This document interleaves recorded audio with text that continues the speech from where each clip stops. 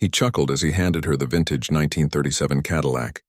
The neighbors watched, their curiosity sharp as Ethan smirked and tossed Raina the keys to the rusted old car, a parting gesture that felt more like an insult than a gift. She stood trembling, her hand resting on her belly, her silence heavier than words. He called it an act of generosity. But when the engine sputtered and came alive under her shaking hands, something deep inside her stirred, a quiet voice whispering, "This isn't over." Because buried within that worn-out car was a secret capable of unraveling everything he had built.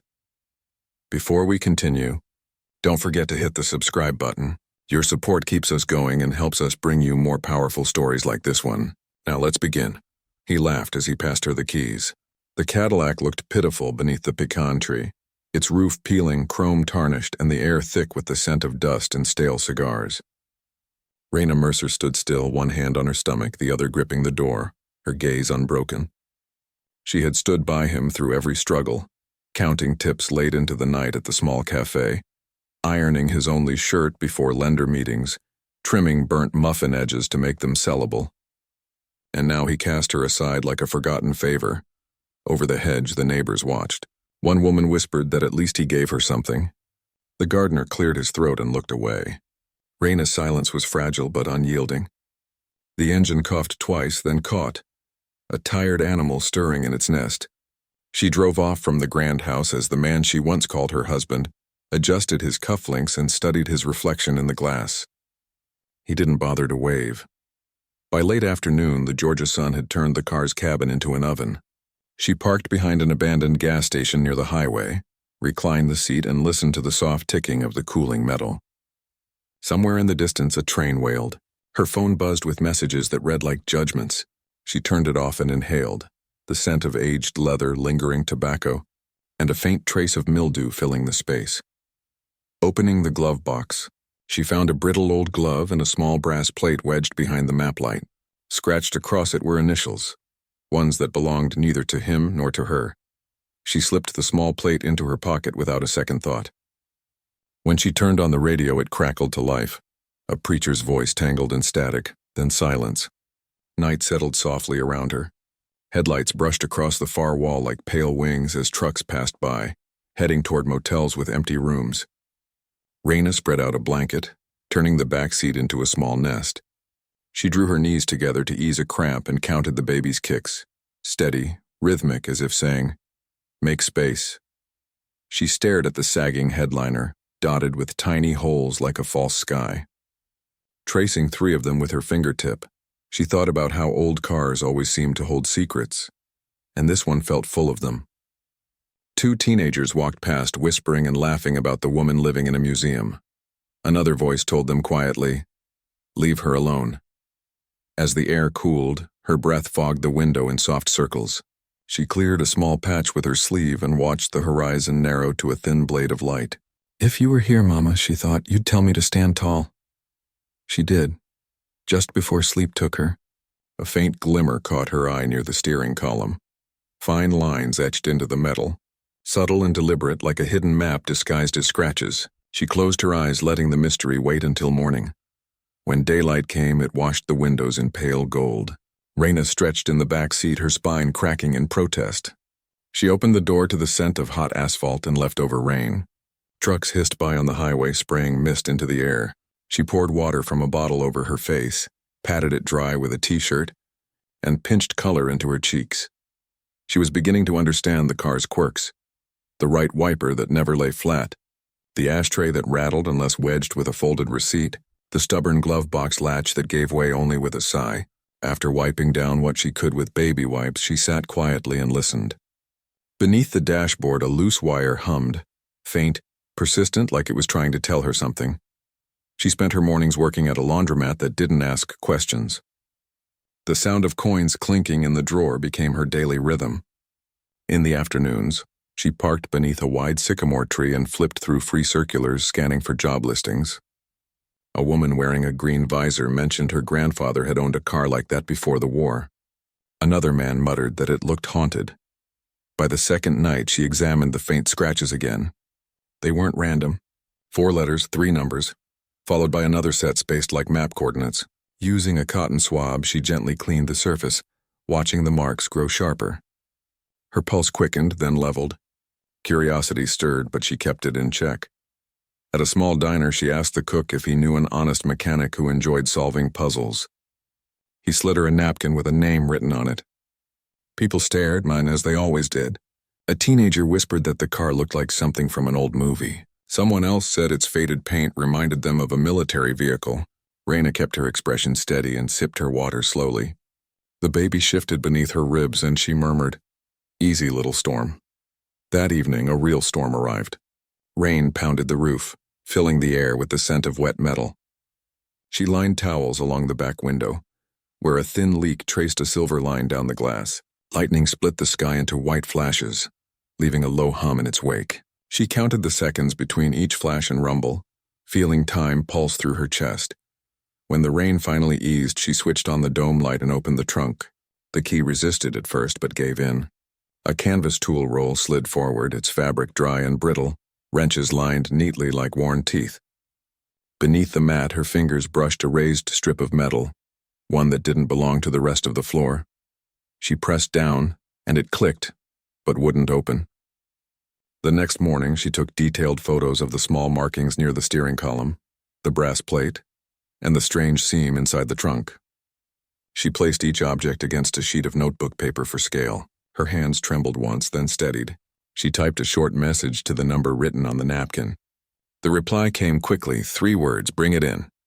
Before leaving, a couple walking their dog paused to watch. The man remarked that such a relic belonged in a museum. His partner asked if it even ran. Raina gave a faint smile. Sometimes she rolled the window up and felt an invisible thread stretch between what she had lost and what she might still discover. The repair shop sat behind a row of closed storefronts, a single square of light glowing in the late afternoon sun. She guided the Cadillac beneath the awning and turned off the engine. Silence filled the space. Raina rested her hand on her stomach, squared her shoulders, and reached for the door handle. "All right," she whispered. Inside, the mechanic's garage carried the smell of oil and damp dust. Raina slowly drove the Cadillac in as the door rumbled shut behind her. From the shadows stepped a man wiping his hands on a rag, older with slicked-back white hair and eyes the color of worn steel. His name patch read Murphy. He circled the car once, deliberate and observant, as if committing it to memory. 37 Series 60, he said quietly. Not many of those still around. He brushed a fingertip over the cracked paint near the column, and the faintly carved letters caught the light. He frowned and leaned in. "You carved these?" "No," Raina replied. "They were already there." Murphy crouched down and removed the panel beneath the steering wheel, muttering under his breath. The sound of the screwdriver scraping metal filled the quiet garage. "These markings," he said, "they're military inventory codes, same kind my father saw overseas." Raina's pulse quickened. "Meaning?" she asked. He looked up, brows furrowed. "Meaning this car probably traveled with convoys." He pointed to the floorboard and pried a section loose. Beneath it sat a steel box covered in grease and dust. Murphy hesitated for a moment before opening it. Inside were thin rolls of microfilm, labeled in faded ink. Handover command 944. Beneath them rested a bronze insignia and a folded parchment marked classified. For a long moment, neither spoke.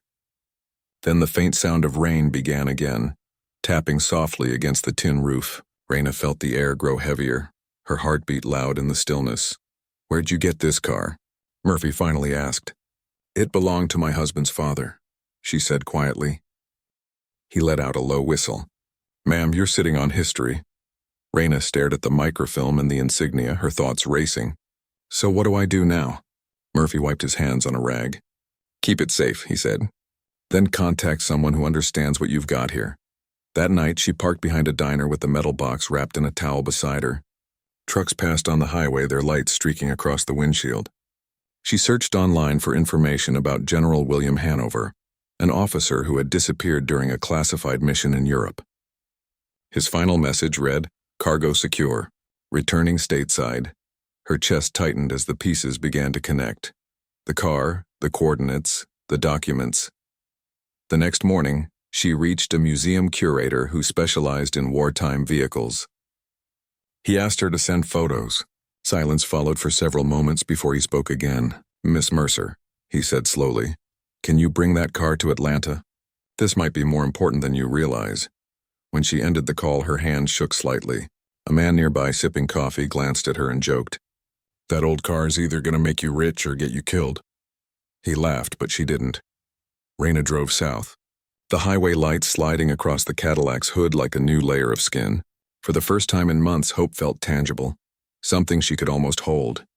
The breeze through the cracked window carried the scent of warm asphalt and something sharper, the scent of possibility. By late afternoon, Atlanta shimmered beneath a soft haze as she guided the Cadillac through the museum's service gate. A young guard waved her toward the loading bay, already holding up his phone to record. The news had spread faster than she could keep up. Inside, staff in gloves and lab coats moved carefully around the car, handling it as if it might dissolve under pressure. A curator named Dr. Leland greeted her with a firm yet quiet handshake. "Do you understand what you've brought in?" he asked. She nodded, though the reality of it still felt uncertain, its meaning not yet fully clear. Leland lifted the steel box from the trunk and set it beneath a bright lamp. When the seal finally broke, the air filled with the faint scent of aged paper mixed with machine oil. The microfilm shimmered faintly under the light. Fragile yet intact, technicians loaded one reel into a scanner, and a grainy set of words slowly appeared on the monitor. Operation Handover, Rescue Log. Names of soldiers long listed as missing began to scroll across the monitor. Dr. Leland's breath caught. "This fills a major gap in our archives," he whispered. "You've just changed part of how the war ended." Within hours, the media had tracked her down. Reporters called out questions from outside the museum gates. "Is it true you were living in the car? Did your husband know what it was?" Raina kept her voice calm. "He thought it was junk," she said. Online, the story spread quickly. Commenters dubbed her the woman who saved history, while others labeled her the wife he discarded. Former neighbors uploaded grainy photos from the day she left, recalling how he had laughed when handing her the keys. Across social platforms, the same image circulated. Raina standing quietly beside the Cadillac, sunlight glinting off its rusted hood. Ethan soon tried to reclaim the narrative. He held a press conference outside his office building, claiming he had always intended to donate the car. From the crowd, someone shouted, "Then why did she have to sleep in it?" Laughter rolled through the microphones. By evening, his company's social media pages were flooded with backlash. Raina watched the chaos unfold from a motel near the museum. The baby's kicks were steady and strong as the television softly repeated her name. The government soon reached out, sending an official letter offering Raina a consultant position with the National Archives and temporary housing support. It wasn't wealth, but it was a beginning and a foundation. Outside her window, passers-by often paused to point at the Cadillac parked nearby, smiling in quiet admiration. Two teenagers stopped to take selfies beside it, one whispering, "That's the miracle car." She returned a polite smile but stayed silent. The metal still carried the faint scent of rust and age, like a wound nearly healed. When she stepped outside for some air, the city breeze lifted her hair from her face.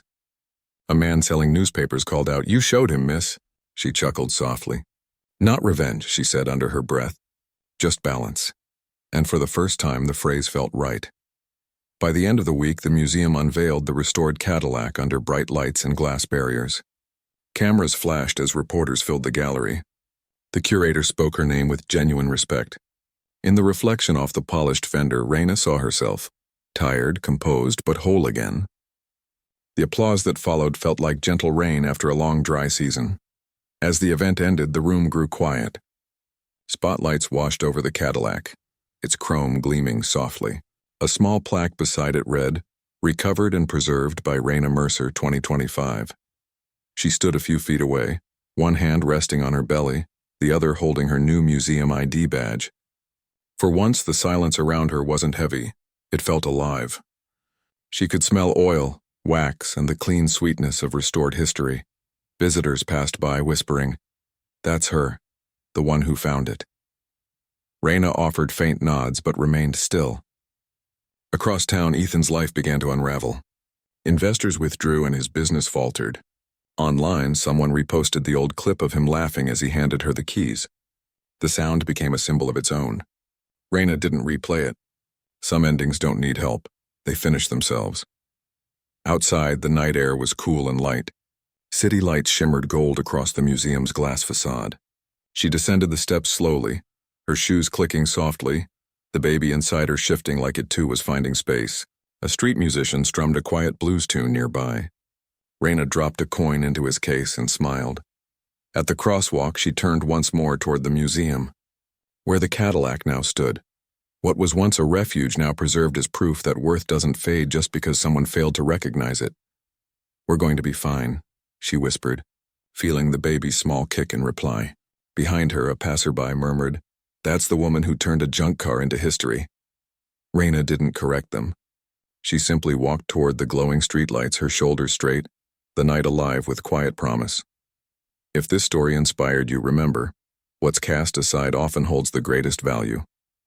Don't forget to like, share, and subscribe for more true-to-life stories of justice, redemption, and unexpected triumphs.